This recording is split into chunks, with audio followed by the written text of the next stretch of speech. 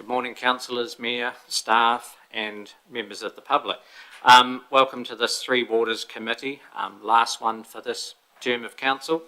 So we'll call for apologies, and we have one from Councillor Todd. Someone like to move we accept that, please? Councillor Brown, Mayor Brown, all those in favour, please say aye. Thank you.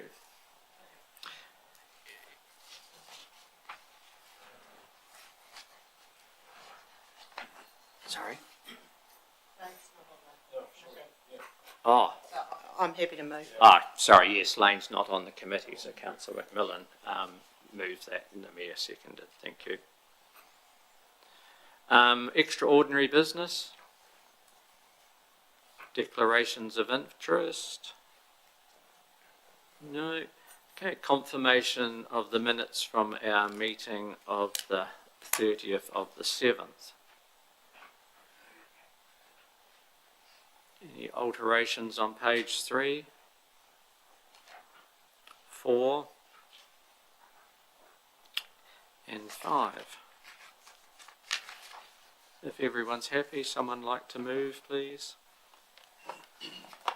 Councillor Hooper, Councillor Lovett. All those in favour, say aye. Carried, thank you. Okay, as per normal, we're just going to hand over and our three gentlemen will take us through this. So, morning and thank you.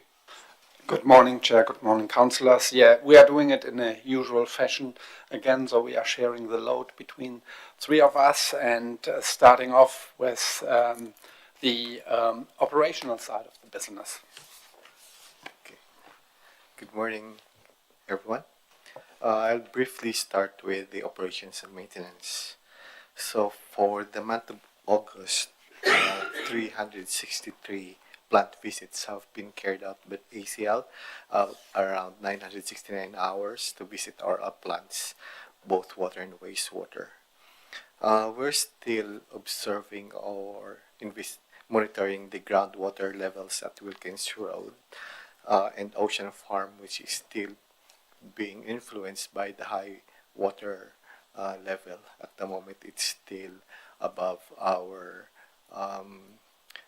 culverts, which means that water is still penetrating inside our system. The inflow at Wilkins Road is around 14,000 cubic meters per day as of 27th of August, which is only slightly down from the 15,000 in July, which means that the water level has been going down very slow. This is still high compared to the normal of 6,500 cubic meters per day. We have installed a piezo at Ashbury Grove to monitor the water levels, and it shows that the water levels are still at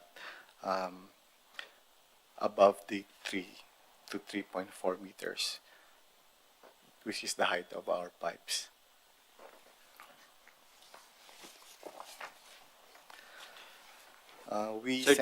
Just with that, so you're saying our average pipe invert level is 3 to 3.4 metres.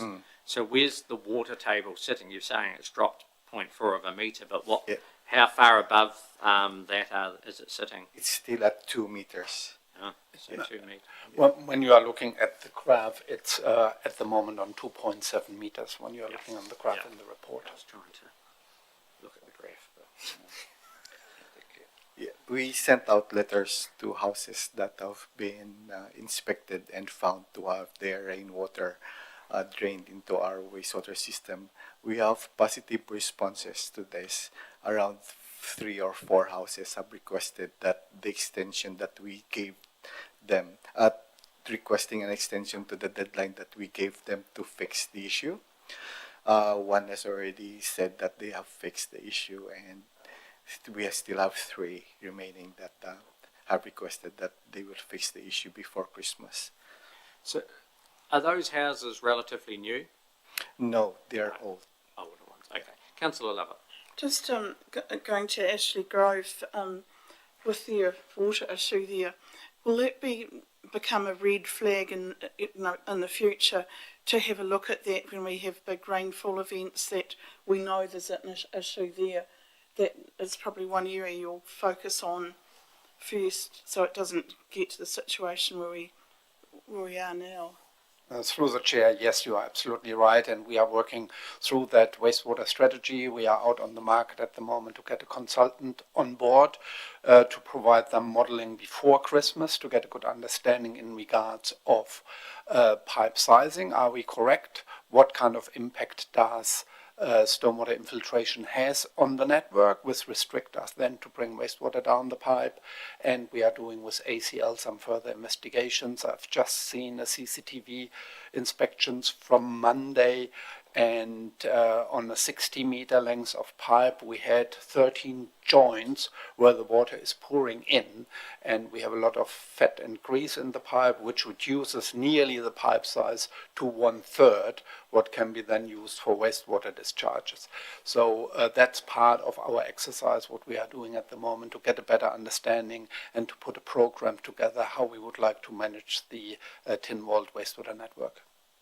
Because it is a known fact in Tynwald that is a very wet area and behind all that new subdivision.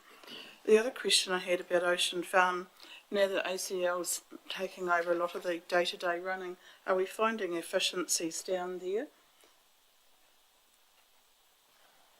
We have put a split in place in regards of how we are running Ocean Farm. So we are managing internally the grazing program and as well the cut and carry, and ACL is taking over the parts which you, when you read through the report, the various topics. So far we haven't seen much efficiency, so we are doing some further improvements on the farm as well, where we see there is a need, but not massive improvements so far, or advantages. Councillor Wilson. And with respect to the amount of plant visits and hours spent there, I thought the plants would be sort of relatively automated, so you're not having to go and do as much. And I'm just concerned that, you know, that's a huge jump in time spent just at the plant. That's just the plants you're talking about, effectively, isn't it? Yeah, you are right. We are concerned around that one as well. We had just yesterday a meeting with ACL around that topic in regards of how often operators need to go out specifically to the Methven and Mount Somers plant.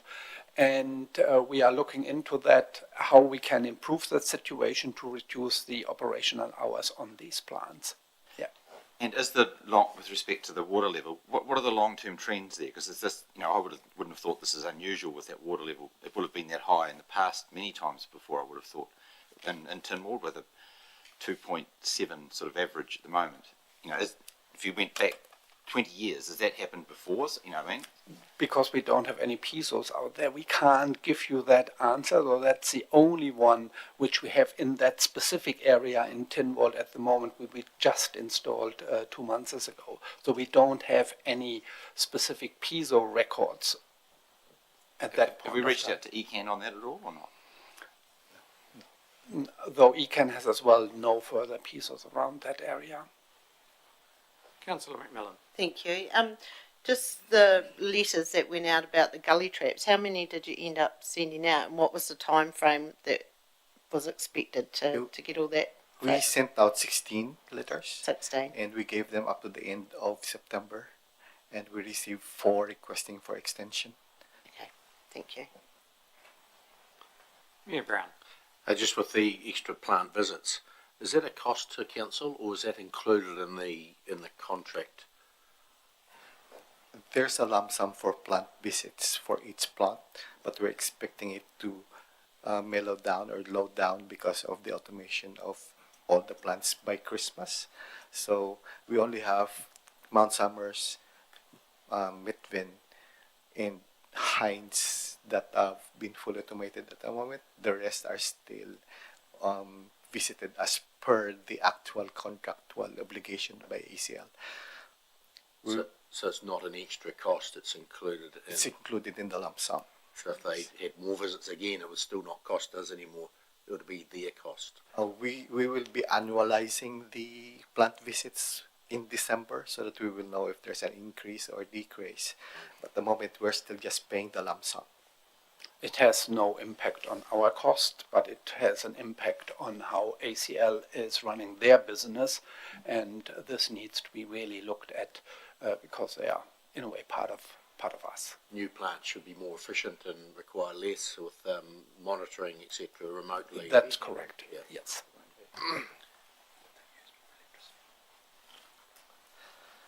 Councillor Lovett. To do with Wilkins Road. All these new subdivisions that are happening around town, you know, there's a few hundred houses coming up. Are you monitoring to see what pressure that's going to be putting on Wilkins site or road site, or, you know, in the future, are we starting to kind of make plans to extend that? Because to me, we can't carry on putting 200 houses here, 150 there, and Through the chair, yeah, absolutely, and that's part of that wastewater strategy to get a good understanding what we will see coming in the future in regards of growth over the next 15 to 30 years and what kind of impact this will have on the plant itself. At the moment, in regards of resource consent conditions and the flows, or the plant is designed for 48,000 cubic meters per day, we are far below that at that point of time, and the discharge consent on Ocean Farm for irrigation is 30,000 cubic meters per day. So we are well in the volumes, but we definitely need to look in regards of the performance of the plant and what's coming in the future. Yeah. Good. So I'll be continuing with the CRMs. So there are 59 CRMs or customer requests that have been received in the month of July. This is quite lower compared to the 135 that was received in May. So 40% of the CRMs were in Ashburton, and Drumore is always up on the 10% level. So moving to Ocean Farm, it has already been mentioned earlier that we have split the activities at Ocean Farm. ACL has been performing some of the activities that the farm manager used to do. So just like the maintenance of the roads, we control the mowing of areas. These now are being managed by ACL, including the management of health and safety in the farm. So all visitors to the farm has to go through an induction with ACL. Yep. So you've come to some arrangement, obviously, with ACL, and there's obviously a financial implication to that, but offset by us not employing the farm manager anymore. Correct. Bill, sorry, Councillor Hooper. Thank you. For the likes of the cleaning of the water troughs, do we have a staff member who buzzes down there and looks after that? Is there one of our team who's sort of assigned to those jobs that they don't do? Through the chair, when we went through the reports yesterday, I was writing beside them, who is doing that? So I picked the same questions up. Yeah, we have someone, and this is a person out of the Stockwater team who is taking care of that, Ms. Chrissy.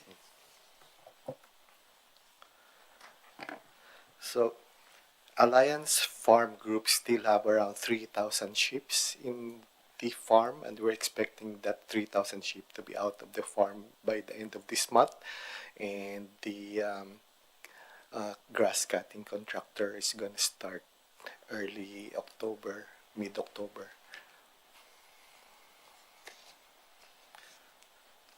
Projects. Any questions on that topic? Otherwise, we move on. Next are the projects in regards of the delivery of the UV upgrades throughout the Ashburton district. And we can say we are well underway, and we have commissioned various plans. So package 1 with Mayfield and Hines are already completed quite a while ago. Drumore, the land purchase is completed, and the contractor started on site, and we can say that we are completing the plant as well before Christmas by the 19th of December. So that's a really quick and a great success as well, working with that specific contractor on site. At the moment, package 2, Tinwald and Ricaya is as well completed. Chertsey is underway and will be completed by the end of October. The 3 remaining plants are Argyll, Bridge and Domain. Argyll was commissioned on the 29th of August. Bridge Street is just underway. Maybe you were following as well the press release, what we put out in regards of the water shutdown last Sunday. That all went well, and we are expecting that Bridge Street will be completed by the 13th of November. The last of the plant will be Domain. We have received the unit. The UV unit is delivered to ACL. We are working on that, and we expecting the completion as well by the 19th of December this year. So just with the Tinwald, and it's not regarding the UV upgrade, just the drinking water supply, we were looking at doing some testing if we made that well deeper, whether that may reduce the nitrate level in Tinwald. Has any of that desktop work been done on that? Yeah, so we commissioned Aqualink to give us that sort of forecast, if you like. We haven't done any work around the actual examining what that water quality might be at deeper aquifers, but certainly the report was indicating we need to do something probably in the next sort of 5 or so years.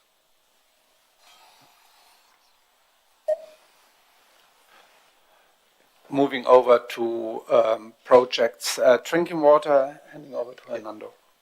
So with the water pipeline renewals that is being carried out by Rooney's, they're almost finished with Phillip Street and Tankard Street, and they have now started with Mason Street and Grove Street. So we're hoping that both Phillip and Tankard will be asphalted and open to the public by the end of this week. With regards to the rural water pipeline renewals that is being managed or being carried out by Fulton Hogan, they're still working on Longsford Road and finishing up with the River Road at the moment.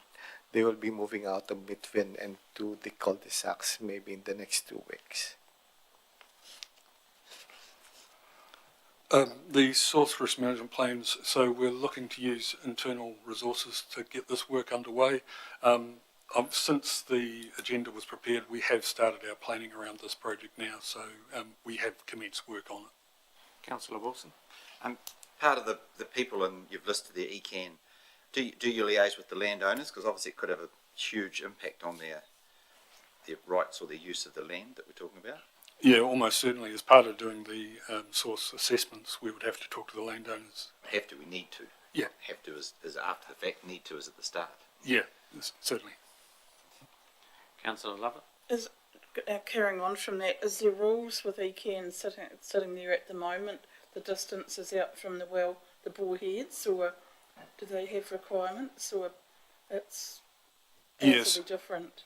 So it varies. So Environment Canterbury have in the regional plan, in the Canterbury regional plan, they have some default zones which have the protection of the plan. We've done a separate exercise ourselves using Aqualink to actually create defined sort of bespoke zones for these areas. And in some cases they vary from what is the default. And part of the process that we have to do as part of our risk management is to decide whether or not we're going to motivate ECAN to adjust the default zone for these particular sources or otherwise. So we have to go through that process. But until we do the risk assessment, it's a bit premature. We need to do that first. Councillor Brown? Could I go back, please, to the Tinwald bore? How much space around the bore has to be cleared? Because we've got blocks around it, and also in the In terms of source protection? pardon? In terms of Yes. source protection? Yeah. So there's an immediate 5 metre exclusion around the bore itself. 5. 5 metres. That's for the direct compound. Yep. And then I think it's a 100 metre radius circle. And what can you do or what can't you do in the It varies. I mean, there's a lot of agricultural stuff that's permitted. But again, so the 100-metre circle is the default. I don't have on the top of my head what Aqualink have actually done in terms of their work. In some cases, we're aware that the default circle has reduced, but there is still a fan of influence upstream or up gradient from the bore. So Tynwald may be in a similar boat to that one. Thank you. Lane, can you just turn your light off? Thank you. In terms of the northeast water main extensions, so we've written to Keenan's Road residents advising of the council decision, and we're handing over or have handed over the project to Hernando's team to get underway with it. So that work will just be put on the program. So Mayor Brown, Just a query on, we did the Tates Road one 7 or 8 years ago. It was quite successful, put the pipe up and people connected. Same exercise, really. Got indication people wanted to connect and X number of people said they would connect. What actually happened from then to now? How many did connect on Tates Road? Yeah, so Push button. Andy, just turn your light on. Ah, thank you. beg your pardon. My understanding from the report, we understood 11 people were going to connect at the outset, and there was an indication that within 10 years there'd be another 10. In the next 5 years, another 10 would connect. So that was sort of what we knew at the time. Looking at the current plans out there, we've got 35 connections to that same area. So way more than what Yeah. indicated in the report. Well, certainly what was indicated to us. You know, so those forecasts weren't ours. They were what the landowners were saying their timing was going to be. So as it turns out, we've had significantly more than what was originally indicated. Which makes it more economical for everybody. Yeah. So build it and they will join. I think that's what we're taking as a bit of a lesson. Yeah. Councillor McMillan. Thank you. Have you got a sort of estimated time when that work could start? Will it be this year, early next year? that would probably be next year. We're still gonna do some coordinations with the consultants, and the contractors have to be selected. So that probably be before Christmas, and the actual work could probably be early next year. Oh, so within the financial year, though. Yeah. Thank you. Councillor Hooper. Thank you. We've had one bit of feedback from a resident in that area. Has there been any other? The letter that's gone out has prompted a bit of response. For the most part, people are saying when's it all going to happen is the $1 million question. There has been a wee bit of negative response. There's been a few properties saying, when am I going to be burdened with this? So we'll respond to each of those as necessary.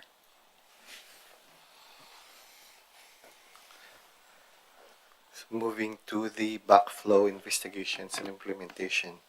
So we have a technical support officer who is doing the investigations. He has already finished the Tynwald area this month, and we have identified a couple of high-risk companies in Tynwald, and we're now working with them for the installation of backflow devices. He has now moved into Ashburton. We're hoping to be finding some high-risk companies in Ashburton as well, and we will work with them as we find them. Then we're hoping to be in Rakaya by mid-October. Councillor Wilson.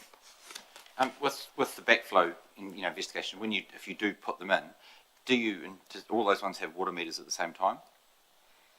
Yeah, they have water They would. meters. So that's just a given that if you're putting a backflow on, they will have a water meter. It's not like we do a backflow and then we come back 6 months later and they need a water meter. We don't. But in Tynwald, we found out that there's some companies that have 2 connections and only have 1 water meter. So we also have to. We found this out while we're doing the investigations, we're working with them regarding this. They'll get another water meter, obviously. Councillor Lovett. Yeah, so just going to ask, how are you going to capture the home-based industries, small businesses, and that it's becoming very popular for people to operate from home instead of in town and that?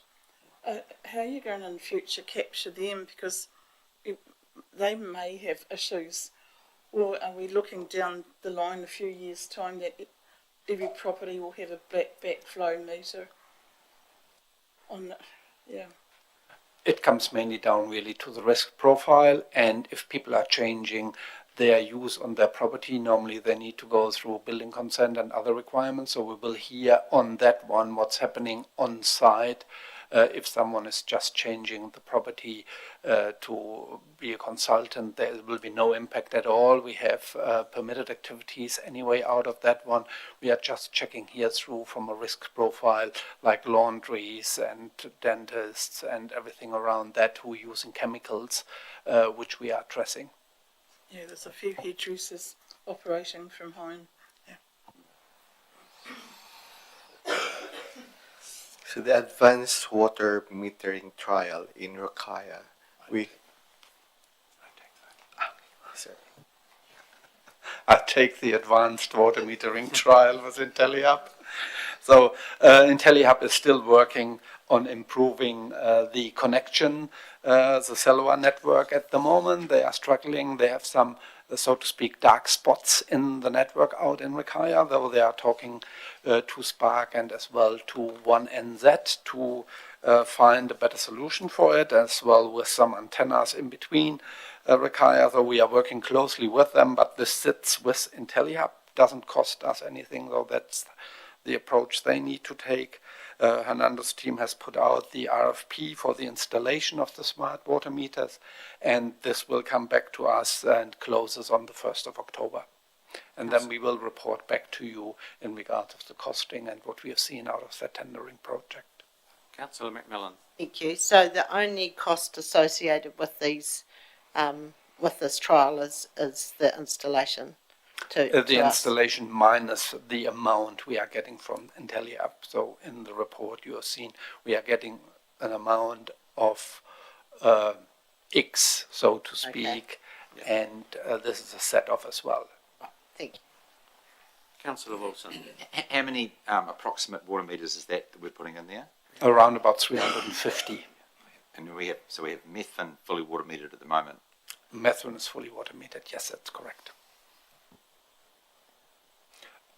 Maybe in addition to that question, so Methven is mainly drive-by meters, so as well we are getting a data, but someone needs to go out and drive by and collect the data.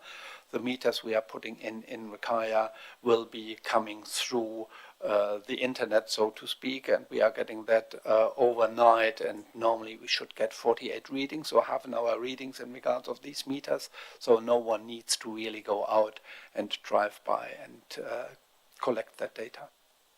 Everard. Just thinking about the water meters we've got out there. We've got Mount Somers is metered, Mayfield's metered, Methven's metered, Hines is metered, Drummore's metered. All new subdivisions in Ashburton. Or Chertsey, is it metered? I think it may be. Yeah. So we've got most of the district of the small suppliers metered, all the small suppliers metered. It's only really Ashburton and it'll be half Rokaya that won't be metered. So there's been good progress over the years on metering, and the having the meters is good, but you need to do something with the information. Yep. And I think our last report we got, you're going to get someone to do that work. That's correct. As a data remove the analyst to leaks. get an understanding, though that's part of that role, yes. So there's been good progress made there. Yeah. And the data is really fantastic what we are getting out of the other areas where we are getting the information in regards of high water usages or leakages then as well. But with 48 readings overnight or in 24 hours will give us a much, much better indication how the system behaves in regards of water use, in regards of leakages. We are putting bulk flow meters in as well, so that we are getting an understanding how our network as a council behaves too. So to compare these numbers, so that helps us really to make better decisions in regards of a renewals program for the future, yes. Councillor Wilson? Yeah, those you've just said make decisions, so that the governance will have to make some tough decisions perhaps in the future. So that's where I'm perhaps keep harping on about the governance decisions, because once you've got all this great data on water meters and stuff, someone will have to make the call as to what usage or not usage we do in the future. So, moving to wastewater, the Rakaya wastewater treatment plant control upgrade has been awarded to Kinetic, and they are now starting with the design of the controls for that plant. The grid chamber pipeline renewal has been completed, and we're just going to release the retention of 2 ACL once by the end of the month. The wastewater pipeline renewal that is being handled by Trueline, they are now working on Line Road. They're almost finished with Line Road, and they will be moving to other sites once Line Road has been finished. The northeast, Councillor Macmillan, Sorry, just a quick question. So once they finish Line Road, where else are they going? Which roads are they going? Sorry.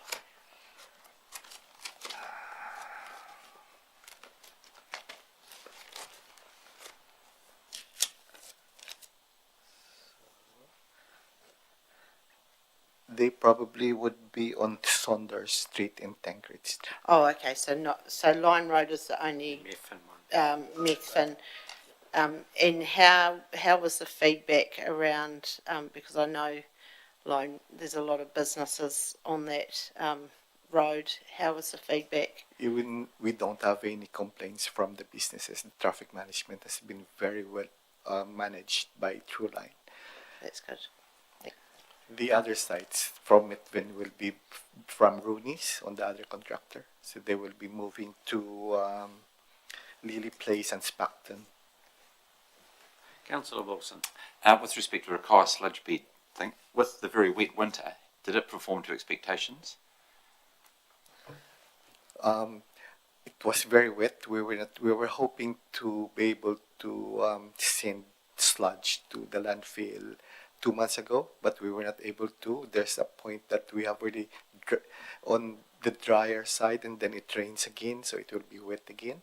So we are now on the 7th bed.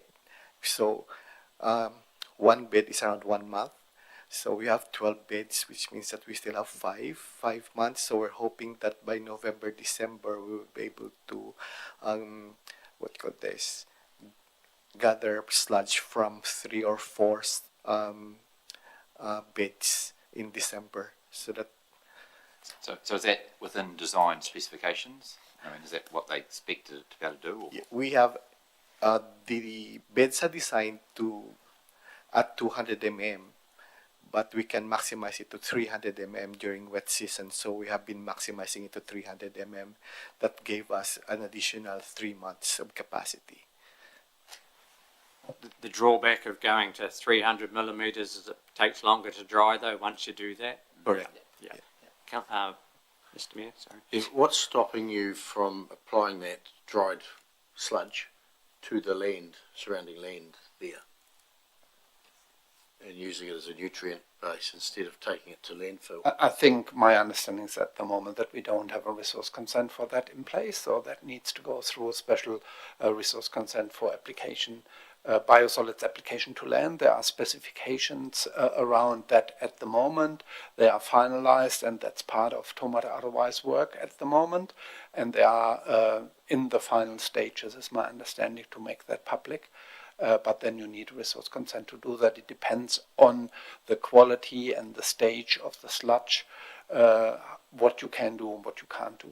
So you need an AA grade, and then you can apply it to land. AB grade, it's stabilization part of it could be applied as well, but then you need to require specific conditions through resource consents from the regional council. Yeah, it would make sense, I would have thought, to use the sludge because it's nutrient based and use it for growing stuff instead of sending it to a landfill where it'll sit for the next, or forever. Yep. Yeah, so, and on that farm, that sludge used to be spread on the farm until this new system came along. I fully agree with you. I've done that when I was at Western Bay. We have various approaches as well. Western Bay had a farm in the back and we spread it over there as well. You need to comply then as well with nitrogen loading in regards of per hectare. It's normally 200 kilogram per nitrogen per hectare. If you are putting more on, you need to rest the land a little bit longer than a year. So there are some requirements around that, but it's a good approach and we need to look into that instead of putting it into landfill. Absolutely. Yeah, and we purchased land around the Rakaia wastewater plant 3 or 4 years ago for expansion, so we do have a lot of land there which could be for reducing nitrogen load over a bigger area. When we went to visit those sludge beds, and there was a little bit of talk around how wet it was and putting a roof over it to assist with the drying, has any desktop work been done on what may end up being the cost savings by actually drying out the product quicker and being able to get it away?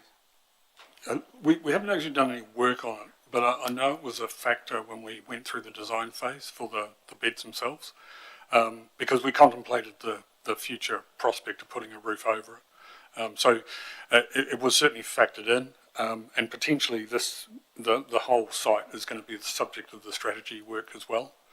So that might be a driver for it. Councillor Lovett. I mean, this must be an issue with a few councils around the country. Is there anybody looking at actually burning this? Because overseas they obviously do, and I thought, if councils combined and brought it all into one place, into a burner. Yeah, incineration is a discussion. My understanding is that Dunedin is looking into that option at the moment, though they were out on the market. And we're looking how they are managing their biosolids in the future. I don't know the final outcome of that one, but we can get in contact with Dunedin to hear a little bit more on their approach and on the costings as well. And I think New Plymouth has a similar system in place, and Rolleston, so Selwyn, has a solar drying facility in place. But the big question is what you are doing with the end product. Councillor Meikle. The solids as such would be spread, with Neil's comment, over the land with a muck spreader, I would believe. And in the States, when I was over there, large intensive stock manure was dried and put into a pellet form, and then it's put over a far finer area and can be monitored far better. Obviously, there would be a cost with that, but would that be an option for not only our council, but councils around the country? Has that been looked into?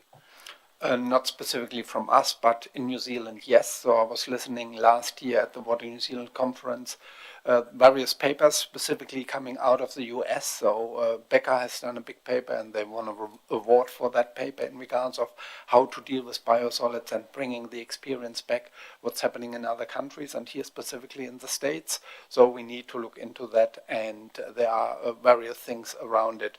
It's mainly around then, at the end of the day, around the costing.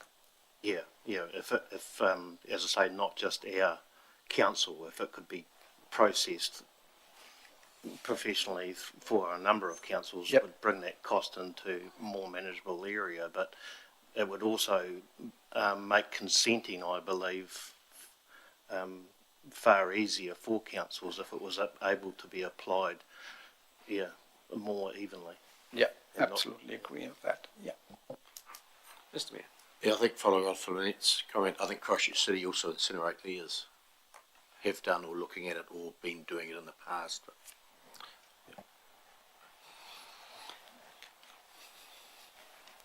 Okay, so just a quick update. We've received the draft report relating to North East Ashburton wastewater servicing, so we're just currently working our way through that report, and hopefully we can finalise in the next few weeks or so. The Ocean Farm connectivity upgrade, so that's a current year project. We've completed the connectivity upgrade across all of our plants is a current year project, but we've completed the Ocean Farm one ahead of the main project work. That was to facilitate some of the Ocean Farm actions. Basically what it has allowed us to do is create a virtual private network down at Ocean Farm, and that will then allow us to add different devices to that network, and then basically gives us the freedom to put in cameras and what have you, which will all help monitoring at the site. And just to talk about the Ocean Farm action plan, so there's a whole lot of bits and pieces of projects that we're doing under the action plan. The first of those is the fecal source tracking. We did this work previously about 2022, I think. In response to ECAN's concerns, we've undertaken to do a similar exercise. We've only had one sample come back so far, but it does sort of bear out what we believe is going to be the case, and that is that there's sort of no bird presence in the effluent above the wetland, but there is detections below. So we're just waiting for the full round of monitoring to be complete before we go back to ECAN on it.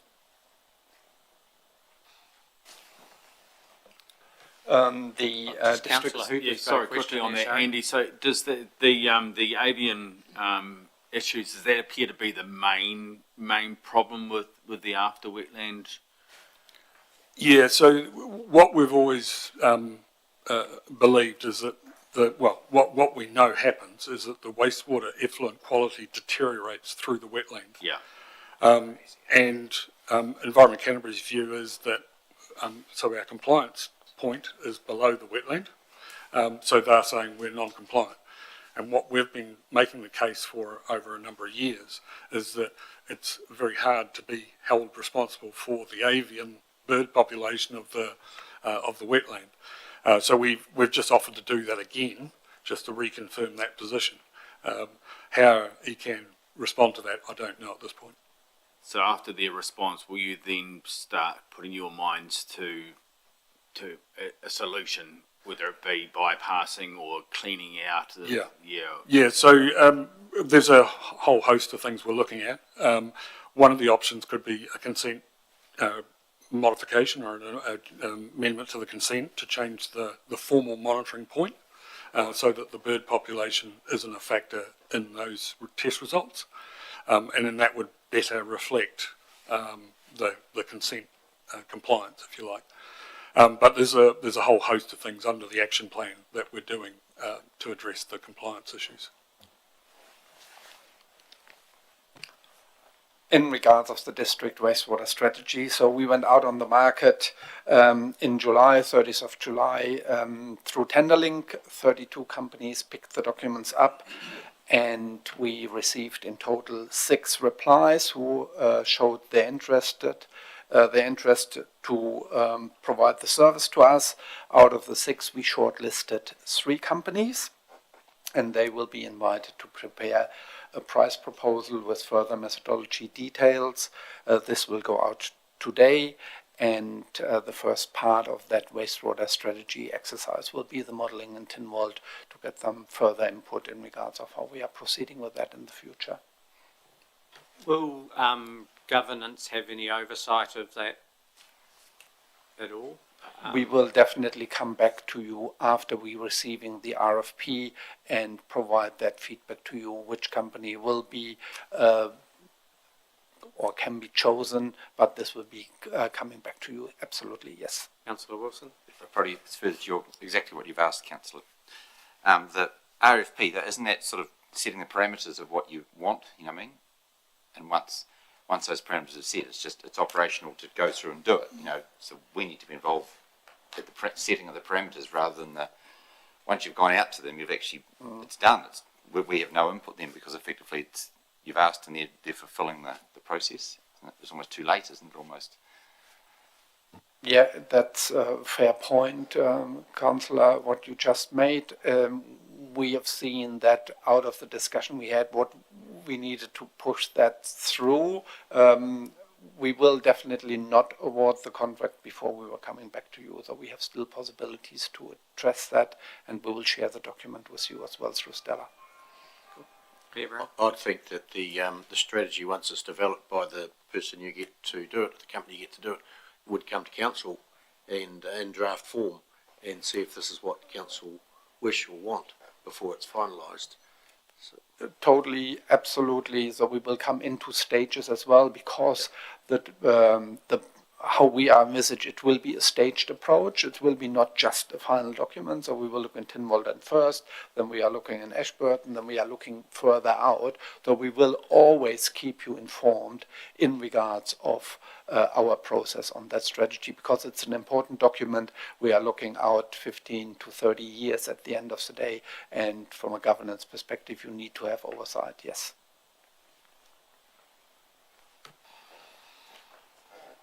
So moving to the installation of zone flow meters at Ocean Farm, we have sent the contract document in Thunderlink and we have received 5 replies. So there was a site visit in Ocean Farm the 5th of September, and we're hoping to get their responses in 3 weeks. Yeah, Brown?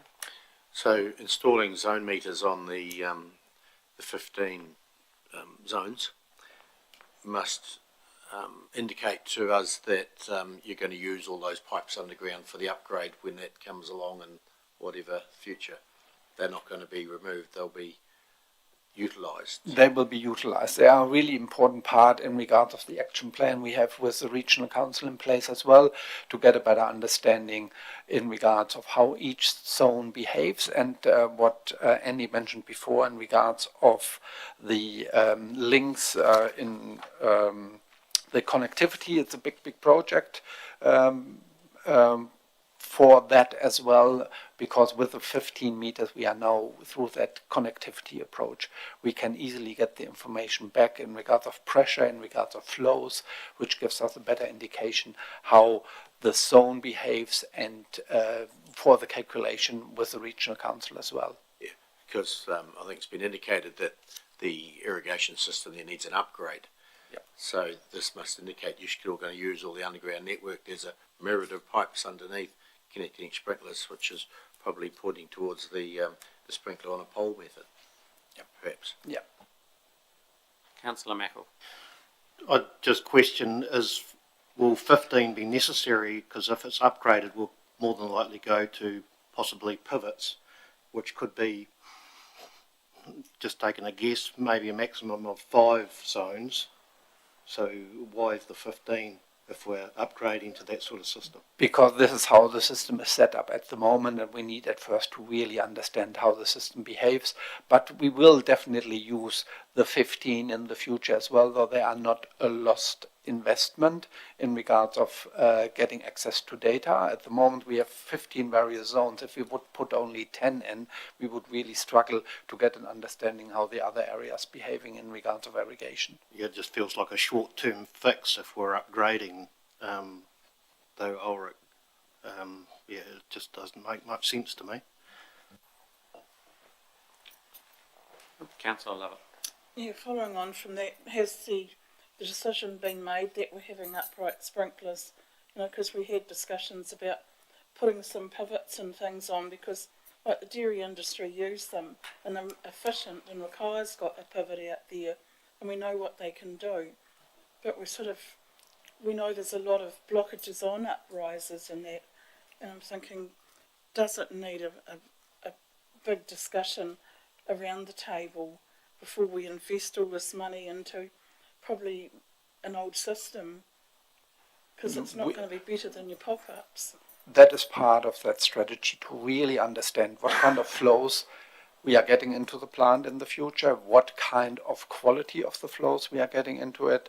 in the discussion as well. Maybe we need some further upgrades on the plan to achieve resource consent conditions in the future. This has all an impact on the irrigation on the side, if it's pivot, if it's stand-up sprinklers, or if it's the pop-up we have at the moment. And then we need to look into the calculations. We have 265 hectares available for irrigation purposes, and how can we utilize that best as well, looking further 15 to 20 years out. That's part included in that strategy. And I also believe with the contour of the land, pivots won't cover it all. So some of those pop-ups are going to be necessary regardless anyway. So. That's correct, yes. And the other question I was going to ask, how many councils are actually going down this pathway of having uprises against, how many are putting in pivots, which are a lot less work and more manageable? Are we on the old-fashioned path heading down there because we've got all the pipe work underground, or are we kind of looking visionally kind of down the future? Yeah, so I just want to clarify. Council's made no commitment to either irrigation upgrade at this point.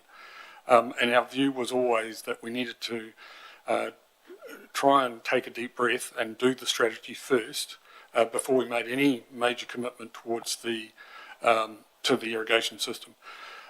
The only counter to that is that in order to get that space, we had to satisfy Environment Canterbury through the development of the action plan. And one of the things that they indicated as sort of their bottom line, if you like, was to at least address the measurement, the flow measurement at the site, which was something that they've suffered and we've been non-compliant with for a long time. But we had to give them something to show that we were moving forward with that particular aspect. So that's why this project is part of the action plan. It's to give us the space to do the strategy and do that forward view first before we make any massive decisions around the irrigation system itself. Thank you, Andy. Okay, so just finishing off the wetland top channel improvements. So this is putting in a finer resolution level level probe at that labyrinth weir at the top of the wetland, and also we'll be looking to put a camera on that site as well. And part of the action plan, we're investigating and decided to proceed with the installation of a continuous nitrate probe. And again, that's all part of trying to understand just how or where our compliance sits, because a lot of the calculations we do around loading is based on quite small data sets, and there's a view that if we increase the number of data points, we may in fact find that it comes in our favour. So that's the logic behind that. Councillor Wilson. With respect to that nitrogen continuous monitoring, have we been leaning on some of the expertise that HH Wet has learned? Because obviously they've been doing that reasonably thoroughly and had those sort of that technology in place. Yeah, so my understanding is that the person that we're using to come up with our solution has some experience with these units elsewhere. I'm not sure if specifically with HH Wet, but he's aware of the equipment and has installed them in other places. So.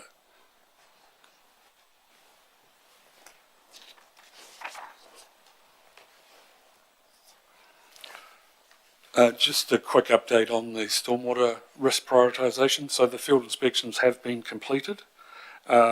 These were pre-arranged with representatives at the various properties. It's fair to say all of the property owners were very helpful, so we're quite happy with that. The summary report is currently in development at the moment, so we've asked Becca to summarise this work for us. And we'll utilise that information to go back to ECAN, and hopefully this will address our compliance issue with this particular consent. Councillor Wilson. Will we see that? I know it maybe have to be in public excluded because of the Commission Act, but it'd be great to see that because that could have great ramifications for some of those businesses. Yeah, no, more than happy to make it available to the council. Thank you.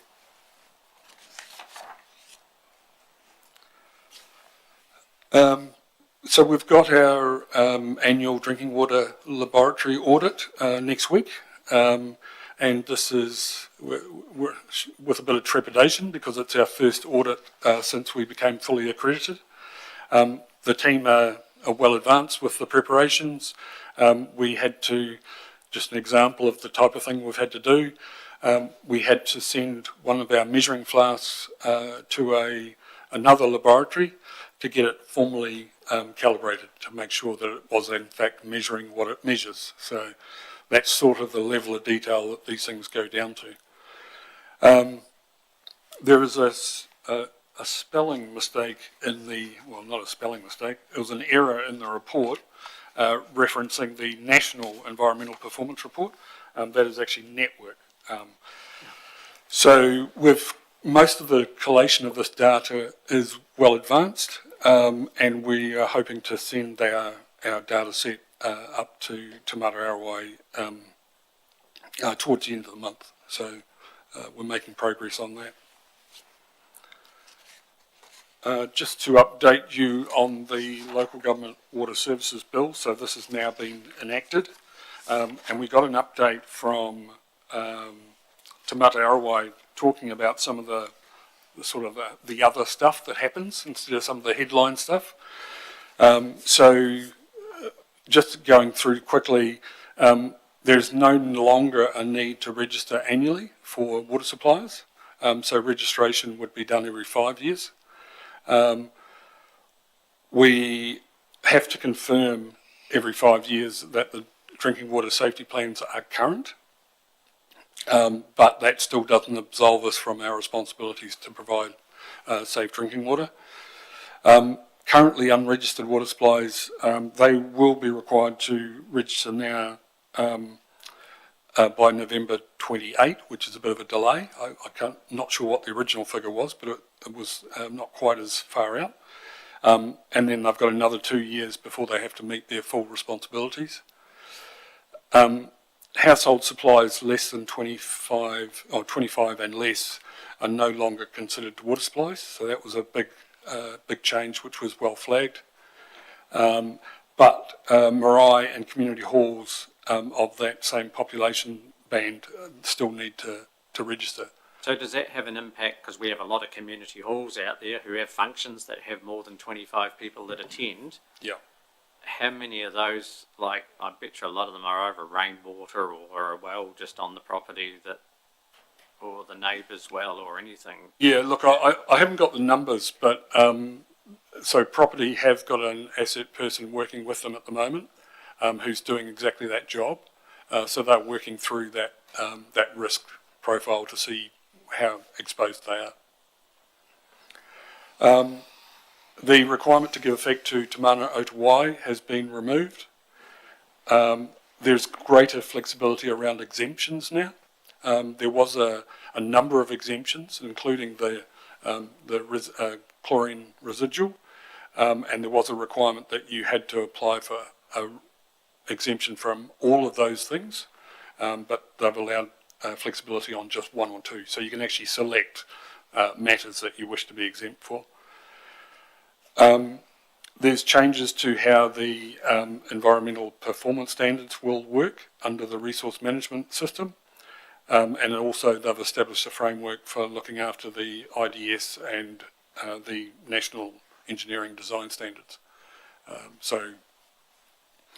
Yeah, that's probably enough.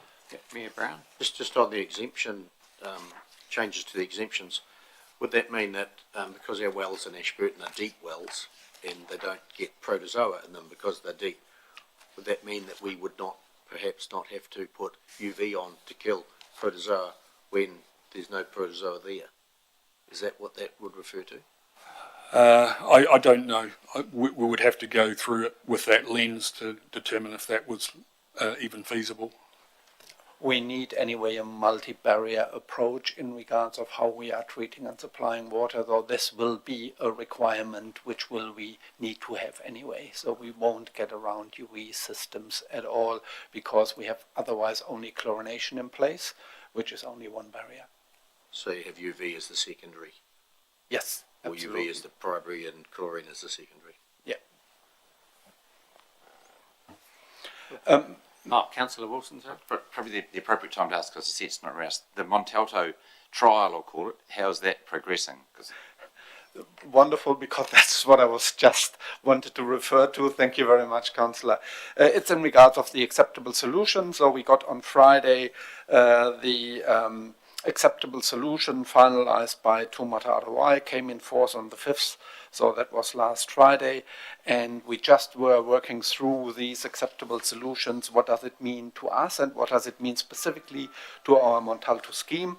And there, in short, I go a little bit into more detail. In short, there will be no changes in what we envisaged before and in the discussion we had so far with Taumata Arowai. We need to install UV system, we need to put a cartridge filtration in, we need to put a holding tank in, and there are various requirements around that, specifically at the end of the day, the backflow side of it, so that it's part of the legislation to provide backflow to all of the supplies, and the endpoint treatment system, as said before, must at least consist out of a cartridge filtration system and the UV with requirement in regards of the micron, that's 5 micron, and water quality must be suitable for an endpoint treatment. We are doing already for quite a while testing out there in Montalto. We will, when we are going through that trial now, we will see is it really what we are expecting, and does the trial behave? Because specifically on the cartridge filtration, there is a requirement from Taumata Arowai. They need minimum last 1 month in regards of water quality. So we will see that coming out of the trial. Maybe only one point which is out of these requirements we need to maybe have a closer look is in regards of cyanobacteria and cyanotoxins. There are visual inspections required starting October till May for every month. So we will look into that to cover that already.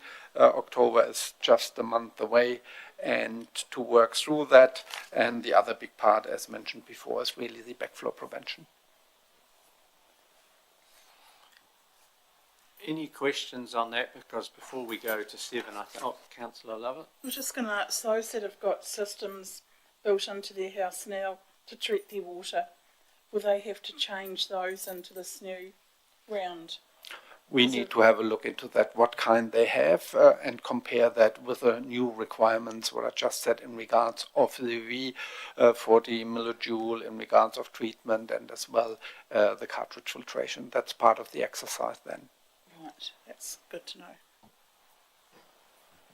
We might have a quick 10-minute break before we move into number 7. So, Hamish, sorry. I think just prior to the break, with your indulgence, the discussions that we've been having with Taumata Arowai are continuing, and we want to just explore that our interpretation is utterly consistent with theirs around, particularly around the backflow, which is where some of the high cost solution for Montalto comes into play. So we'll continue to make sure we're all on exactly the same page. Yeah. Thank you. All right, we'll have a quick 10-minute break.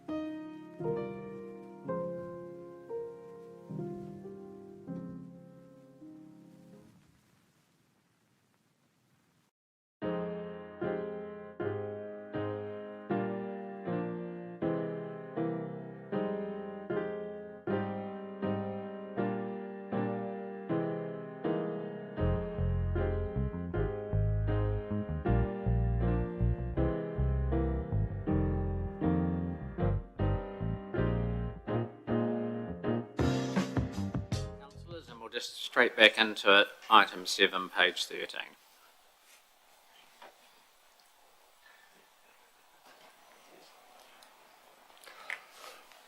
Thank you. So drinking water compliance, this is the same, the same report that appeared in the last meeting. We've had no update. We're undertaking to update this information quarterly. So the next opportunity will be whatever the next meeting looks like. I would just like to reiterate though, many of the rules that are relating to the capital upgrades are annual compliance periods, so they won't necessarily appear in terms of a response to this reporting until next year. So there's nothing that's popped up that we need to know about, because if it's only quarterly, it just, if you could highlight if there's anything in between that. No, there's certainly nothing, and you guys will be the first to know if there's something of good news or bad news, either way. Cool. In terms of RMA compliance, again, we haven't had any new compliance monitoring reports from Environment Canterbury during the period. So this is simply a statement of our existing non-compliances, which are well canvassed. We've got the Ocean Farm overflow, which we're taking work to address some of that. The Ashburton Stormwater Industrial Sites Assessment, which I've given you the update on that. And obviously the significant non-compliance relating to Ocean Farm, which is why that Ocean Farm action plan is having such prominence in this meeting. So, the financial section, so this is only to the end of July. I suppose in terms of highlights here, we haven't had any major expenditure in the operational area at the moment. I think that's a timing issue. It doesn't, the figures in front of us at the moment don't show the ACL claim. So obviously that's just the timing of the claim processing. As far as capital goes, a bit slow start, but compared to previous years, all of the capital work is underway very, very early. So even though July looks a bit light, that will be fixed again in the coming months. No questions?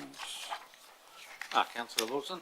So before we talked about ACL and the 900 hours of, 300 hours of extra work that was being put in to monitor. So and you said there's no cost. So if they get to the 1st of October and they've used up the entire budget effectively, the lump sum that we put in, they're doing it for free for the rest of the year. Is that correct? They are doing it to their own cost, yes.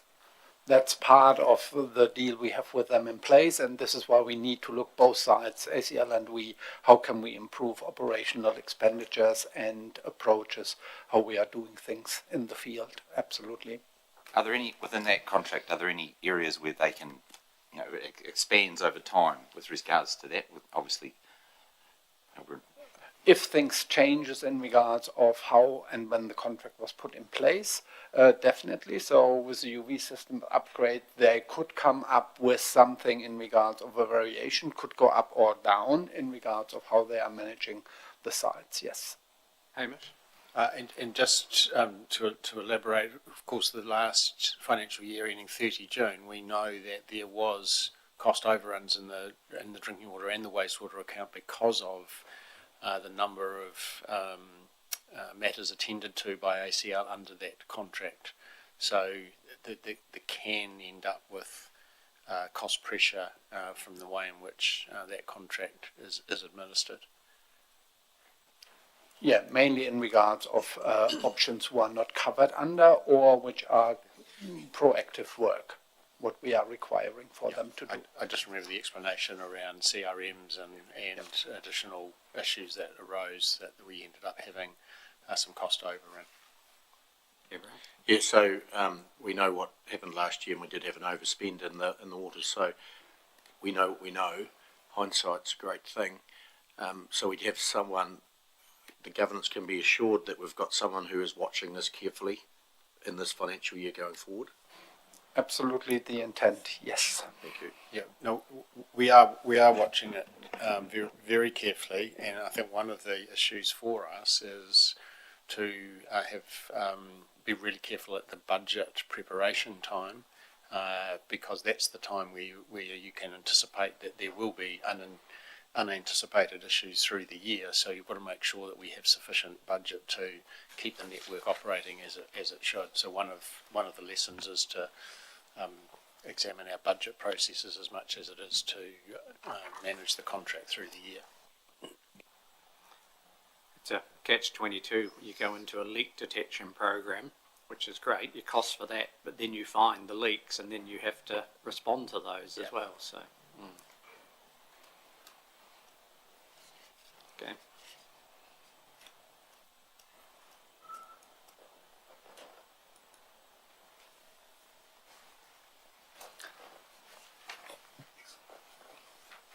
So as mentioned earlier, the installation zone of flow meters have already been advertised in TenderLink, and we're expecting the tenders to come back in the next 3 weeks. The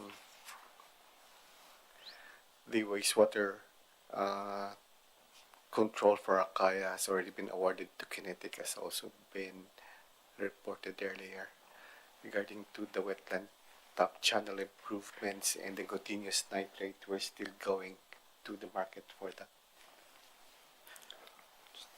Just on that, so the wetland top channel improvements and continuous nitrate monitoring, we're negotiating that work with our service provider that does the specialist work, and we were expecting a proposal last Friday, but we're just waiting for it. Apparently it's coming through today.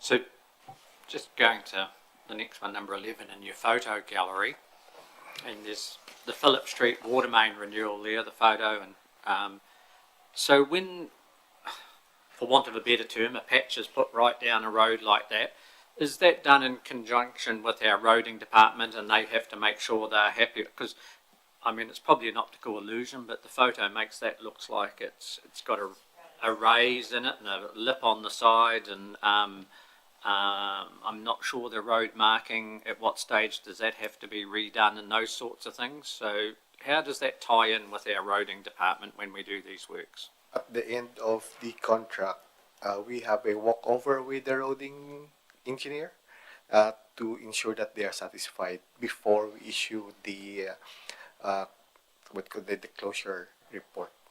So if the roading team would have comments on that, we will have to ask the contractor to redo the job. Maybe in addition to that, to the chair as well, we have discussions with the roading team before we are starting the work. Normally we have a yearly get-together to understand as well with other utilities providers, with electricity and telecom, if to get an understanding in what area they would like to work. When you are looking on Tancred Street, I was out there just a week and a half ago and asked the same question, why we are digging up when we had just done a little bit of a reseal and a curb and channel that was coming through the shovel-ready projects, and the money needs to be spent. There was a little bit of an issue around that, but normally we are really in close contact with the roading team, that we are doing our pipe work before they are doing any renewals or resealing projects.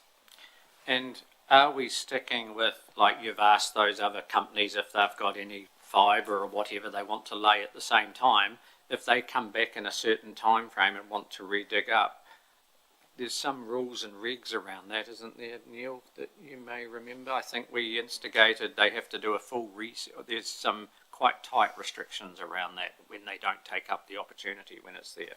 That's correct. We have, over the last year or two, really improved our communication with EA Networks and Chorus, and we are getting a lot of sort of proactive meetings and discussions and planning ahead, so these don't happen that often. Yep. Councillor Lovett.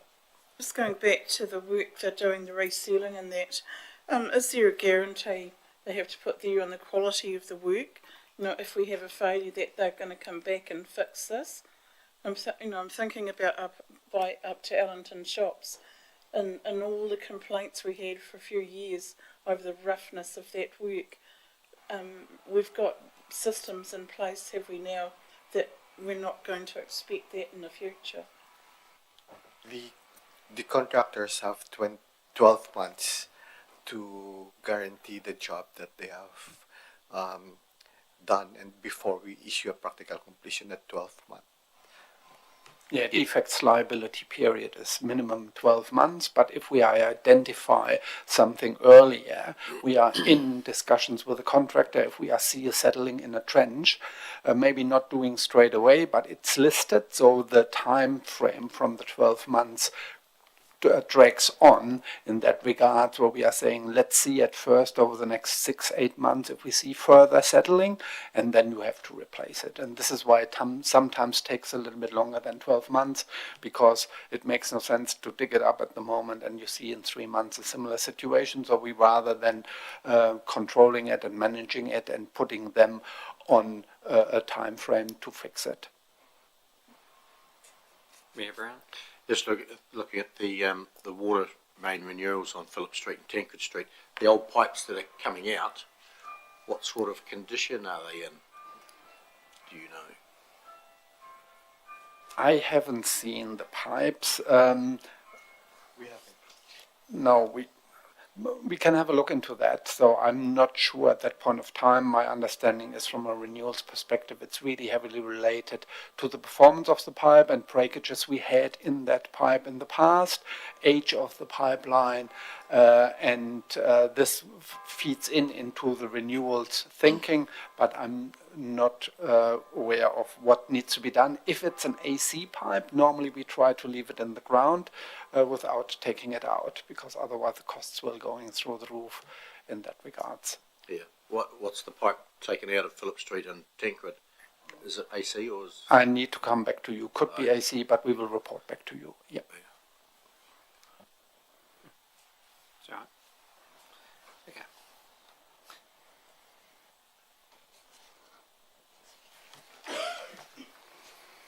Yeah, that's the end of the presentation for today. Thank you. So councillors, before any final questions? So for me, moving forward, this is the last meeting, obviously, for this committee in this term of council. Moving forward, I think there probably needs a new terms of reference for this committee going into the new term, and maybe Hamish wants to talk about how we're going to handle that. Yes, thank you, Mr. Chairman. Yes, it's well signalled that we need to review the terms of reference with a view to the establishment and early days and ongoing governance function across the standalone business unit, should that be approved by DIA. All committees cease with the end of the triennium, so the new council will have that opportunity as part of its early work with the input of the new council and the new mayor as to what governance structures want to be put in place for the new council, and if the new council does indeed support a water services committee or a three waters committee, then we would always, as part of that work, examine the terms of reference.